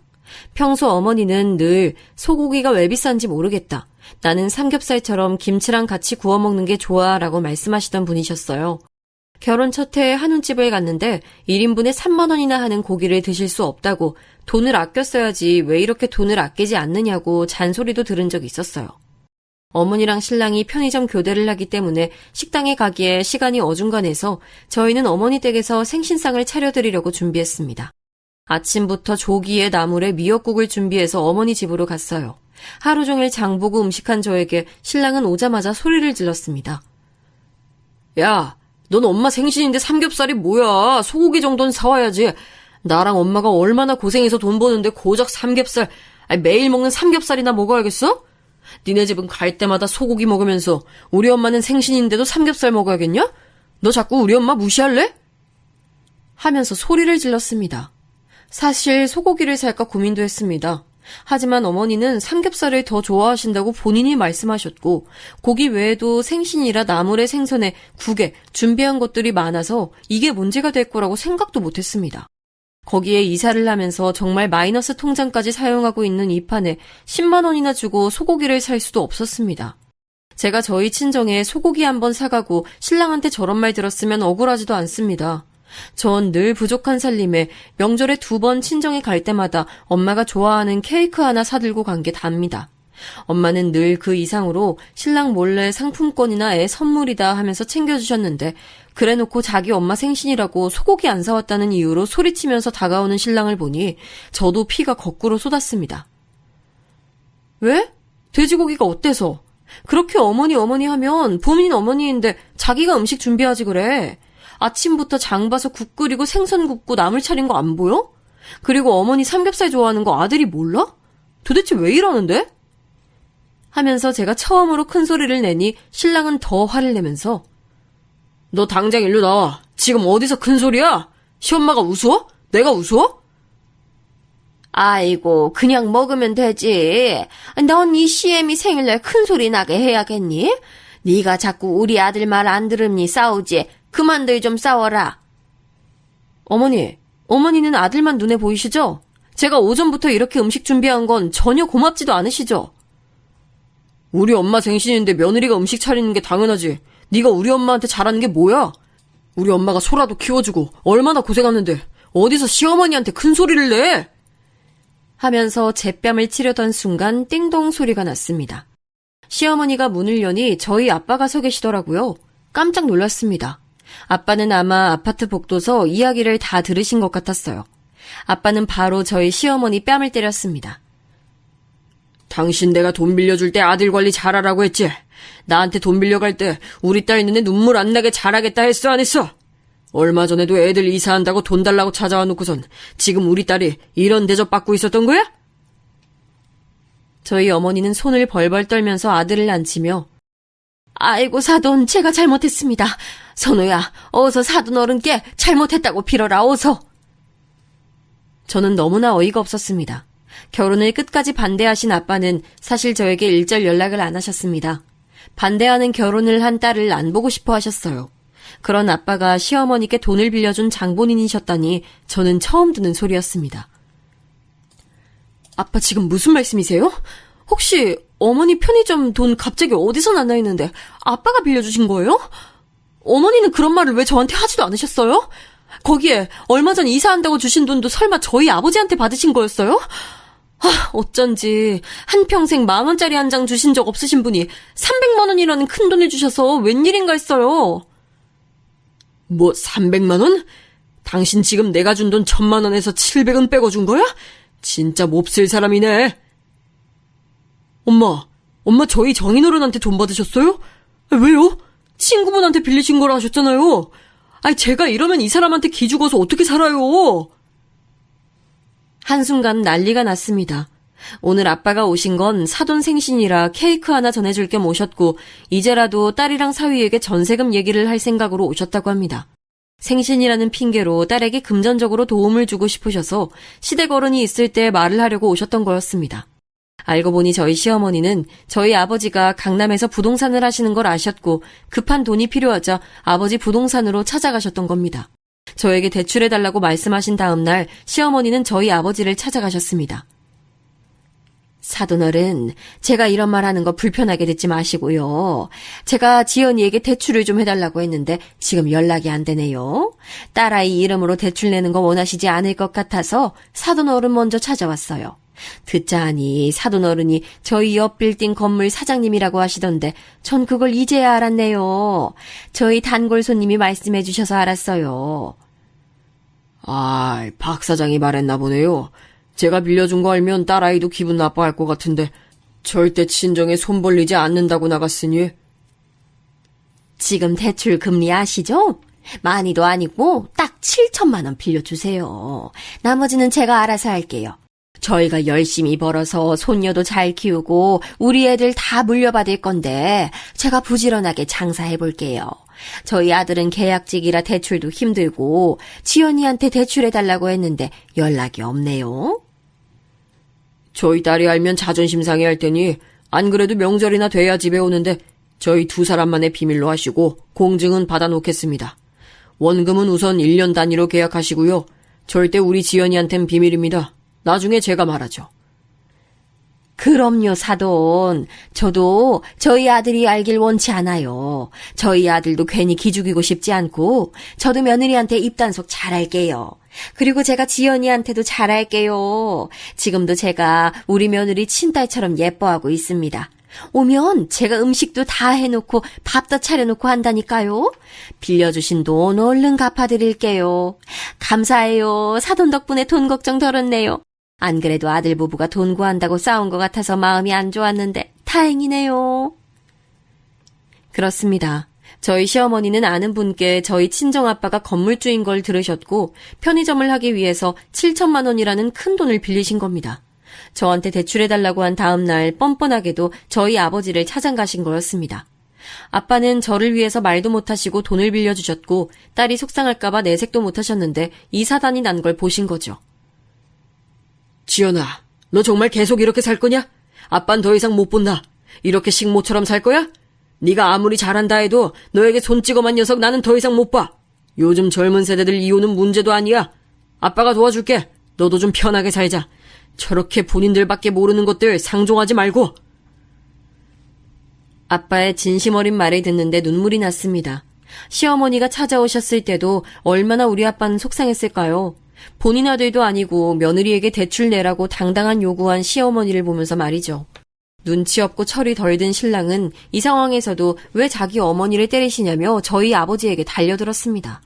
그 모습을 보니 이제 정말 끝이구나. 이 지옥에서 탈출해야겠다는 생각만 들었습니다.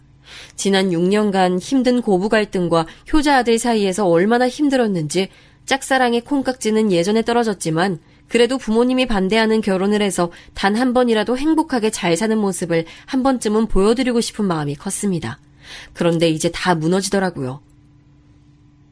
아빠, 나 이혼할래. 내 딸이랑 둘이서 살래. 다시는 이 인간이랑 마주치고 싶지도 않아. 아빠는 제 손을 잡고 저희 아이 손을 잡고 나갔습니다. 아이고 사돈, 이렇게 가시면 어떡합니까? 제가 몇 대라도 더 맞을게요. 지연아, 우리 아들 지금 버리는 거야? 그럼 우리 손녀는 애비 없는 자식으로 만들 거야? 네, 어머니. 여태 애비 없는 자식처럼 컸어요. 애가 아파도 애랑 저랑 버리고 어머니 병원에 가고 매일 저희 걱정보다는 어머니 걱정만 하는 아들. 제가 이 사람의 가족이 아니라 어머니가 이 사람의 가족인데 저희 자리는 애초에 없었네요. 당신 그렇게 사랑하는 어머니랑 잘 살아. 당신 인생에 내가 꺼져줄게. 저는 그렇게 모든 짐을 그대로 두고 아이랑 친정집으로 들어왔습니다. 엄마가 그제야 모든 이야기를 해주셨어요. 시어머니는 편의점 하신다고 처음에 7천만 원 빌려가시고 다음엔 저희 이사한다고 귀띔해주시고는 1,000만 원을 만들어줘야 인테리어라도 한다고 말씀하시면서 돈을 빌려가셨답니다. 뿐만 아니라 분양권을 아들 이름으로 해달라고 요구하시면서 자기가 손녀를 키우고 있는데 용돈 한 번 받은 적이 없다며 불쌍한 척을 해서 아버지가 백화점 상품권을 100만 원 드렸다고도 했습니다. 그 외에도 알고 보니 애 생일이다 해서 몰래 용돈으로 주겠다 하시며 몇백씩 받아가셨답니다.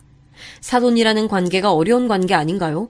이렇게 돈을 빌려달라고 당당히 요구할 수 있다는 것도 정말 이해 불가였지만 빌리고 나서 저한테 했던 그 당당한 요구들은 더 이해가 안 갔습니다. 저희 시어머니는 말끝마다 너는 부유한 아버지 밑에 자라서 돈 씀씀이가 해프다. 우리 아들도 그런 아버지 밑에서 자랐으면 학벌도 너보다 좋았을 텐데 라는 말을 늘 하셨습니다. 저는 가만히 이혼해주길 기다리기가 싫었습니다. 여태까지 받은 시집살이 대가를 톡톡히 치르게 해주고 싶었습니다. 하지만 저희 시댁은 정말 기가 찰 정도로 비양심적이었죠. 남편은 아이 데리고 지금이라도 집에 오면 용서해주겠다며 오히려 큰소리쳤고 시어머니 또한 이혼녀라는 타이틀 가지고 싶은 게 아니라면 당장 집으로 와라 라고 하셨습니다. 그리고 어미가 돼서 이혼을 그렇게 쉽게 하면 되겠냐고 문자에 전화에 사람을 너무 힘들게 하더라고요. 뒤돌아보고 싶지 않은 결혼 생활이었지만 저희 딸아이에게는 친아빠이자 친할머니이니 아이에게 한없이 미안한 마음이 들었습니다. 소라야, 엄마랑 아빠가 이제 다른 집에서 살려고 해. 엄마랑 여기서 외할머니랑 외할아버지랑 살까 하는데 소라 생각은 어때? 소라가 아빠 보고 싶으면 언제든 아빠 보러 갈 수 있고 만날 수 있어. 다만 같은 집에서 사는 게 아니라 아빠는 아빠랑 할머니랑 같이 사는 집에 사는 거고 소라는 여기서 엄마랑 사는 거야. 응, 엄마 나 외할머니 집 좋아. 여기 어린이집도 좋아. 그리고 여기선 엄마가 웃고 있잖아. 저는 생각해보니 아이 앞에서 웃어본 적이 언젠지, 같이 침대에 누워서 얘기 나눠본 적이 언젠지 기억이 나지 않을 정도로 바쁘게 살았는데 친정에서 하루 종일 아이랑 함께 생활하니 아이에겐 더 좋았나 봅니다. 저는 친정에서 평소 하고 싶었던 공부를 하고 이혼에 관련된 것은 다 아빠에게 전임했어요. 아빠도 내가 알아서 할 테니 너는 소라랑 행복해질 생각만 해 라고 하셨고요. 그렇게 한 달이 지났을 때 집 앞에 신랑이 서 있더라고요. 지연아, 너 정말 나랑 이혼할 거야? 지금 이혼 소송에 다음 달에 편의점 계약 만료까지 다 장인어른이 손 쓰신 것 같은데 지금 뭐 하는 거야? 이대로 다 끝나는 거야? 아니지? 우리 이렇게 끝인 거 아니지? 그때는 내가 편의점 일도 잘 안 되고 엄마도 너무 힘들어하시고 하니까 나도 모르게 자기에게 화풀이한 거 인정할게. 내가 잘못했어. 그렇다고 이렇게 집을 나가서 이혼 신청서를 보내면 어떡하냐? 소라가 얼마나 상처받았겠어. 소라 걱정하는 척 하지 마. 그렇게 걱정되는 사람이 소라 집에 두고 나가서 친구랑 술 마시고 당구 쳤어? 그리고 너한테 가족 너희네 엄마뿐이잖아. 그렇게 사랑하고 같이 살고 싶은 네 엄마랑 잘 살아. 그리고 그렇게 친정이랑 비교하시더니 나 몰래 돈이랑 상품권까지 받아가셨더라? 너도 알고 있던 거 아니야? 그래놓고 나한테 시댁이랑 친정이랑 비교하지 말라고 신경질 낸 거야? 신랑은 무릎 꿇고 빌더라고요. 하지만 한번 마음이 돌아서고 나니 이 사람과 다시는 가족이라는 이름으로 묶이고 싶지 않았습니다. 내가 마지막으로 얘기할게. 내 딸은 내가 키워. 자산도 내가 더 많고 변호사 만나보니 미취학 아동이라서 엄마에게 우선 양육권 있다더라. 소라도 나랑 살고 싶다고 했고 그리고 지금 사는 집도 내 이름으로 된 내가 산 집이니 당신이 소유권 주장할 수도 없고 차는 자기가 산 거니 자기가 들고 가. 뭐 날 위해 단 한 번 데리러 온 적도 없는데 어머니 모시러 다닐 때나 사용한 차 당신 가져. 난 필요 없어. 그리고 아빠한테 빌린 돈 다 물어내. 변호사 끼고 재판으로 가면 당신들만 더 힘들어져. 이제 우린 남이니까 돈 빌려준 만큼 받아야지. 지난 결혼 생활 동안 마음속으로 생각했던 모든 억하심정을 다 토해내고 싶었지만 신랑 얼굴조차 보기 싫어서 저는 더 이상 찾아오지 말고 법원에서 보자는 말로 끝냈습니다. 하지만 이게 끝이 아니더라고요. 저희 뻔뻔한 시어머니는 집 앞에 매일 찾아오셨습니다. 지연아, 이러지 마라. 왜 이혼하려고 하니? 우리 아들이 엄마 좀 챙긴 게 그렇게 잘못됐니? 하면서 혼자 심파극을 찍으시고 동네 사람들 다 쳐다보고 울다가 소리치다가 저희 딸아이 이름 부르면서 할머니가 너를 어떻게 키웠는데 하면서 통곡하시더라고요. 신랑에게 전화 걸어서 한 번만 더 이 동네에서 난리치면 양육비 소송까지 할 거라 하자 시어머니를 모시고 가더라고요. 그러면서 어떻게 시어머니를 땅바닥에 앉아 계시는데 두고 보냐며 끝까지 자기 엄마 편을 드는데 왜 나는 이런 남자를 만나서 내 꽃 같은 30대를 보냈을까 후회가 됐습니다. 그렇게 2달 뒤 저희는 법정에서 만나서 모든 걸 정리했습니다. 건물주인 아빠 친구분이 계약을 연장하지 않아서 편의점을 할 수 없었던 시어머니는 그 자리를 유지할 수 없었고 저희 아버지가 법적으로 돈 빌린 걸 갚으라고 독촉하자 결국 편의점을 내놓으시면서 돈을 갚았습니다. 그 바람에 지금 살고 있는 집을 팔고 원룸으로 이사갔다 하더라고요. 거기에 그렇게 아끼던 차도 팔았다고 했습니다. 신랑에게 양육비를 안 주는 대신 친권 포기각서를 받았고 그렇게 저희 부부는 남이 됐습니다. 소문으로 듣기엔 신랑은 주식을 시작했다가 망해서 신용불량자가 됐다고 합니다. 어머니는 식당에서 설거지 하신다고 들었고요. 저는 딸이랑 지방으로 이사와서 작은 카페를 하면서 살고 있어요. 친정 부모님이 노후에 한적한 곳에서 살기 위해 사놓으신 곳에 카페를 하면서 아이랑 많은 시간을 보내고 있습니다. 하고 싶었던 번역 공부도 하면서 자격증도 따고 프리랜서로 일도 하면서 하루를 즐겁게 살고 있어요. 시어머니에게 빌려 쓴 아들 반품하고 나니 너무 마음이 편해요. 저도 제 가족들이랑 이제 행복하게 살 겁니다.